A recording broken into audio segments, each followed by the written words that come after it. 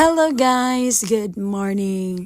Kuyogi ko ninyo kay manglaag mi dito sa Dao Falls. Dao Falls is located di ay sa Barangay Suba, Sambuan, Cebu. Sa mga wala pa kabalo, parehas nako, nagtuo ko nga ang Dao, usa na siya ka lugar. Dili di na siya lugar ang Dao, kundi usa na siya ka kahoy. If say mo sa amo ang magmotor, ang biyahe di ay kay gikan man mi og Talisay is 4 to 5 hours.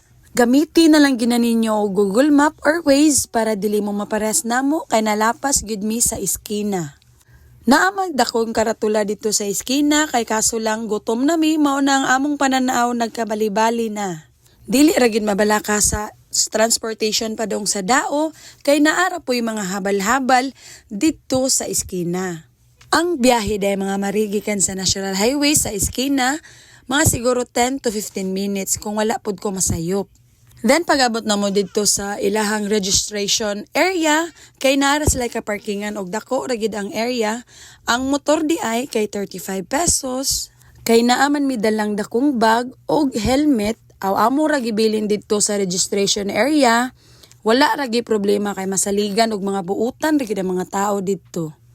Og ganahan lang mo na snacks o makapalit og tubig na ra gid sila tindahan dito. But sadly, wala ko kapangutana mga mari kung pwede ba magdala og pagkaon diri jud mismo sa falls. But for me lang mga mari, di lang siya advisable kay kapoy gid magdala og pagkaon. Kay medyo layo-layo gid inyong trekking padulong diri.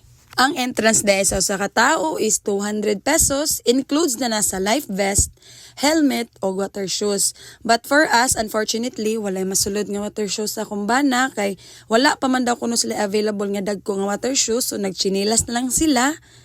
Siya, so kamo mga mari og ganahan mo are, pag andam na lang mo sa inyong chinilas nga dili mo dali ma-slide. Kay ngunana gid ang inyong maagian mga mari, 30 to 40 minutes ang inyong trekking padulong diri. Maunang naagi tour guide mga mari niya. Sa tour guide pod kamo na bahala kung pila ang inyong ihatag.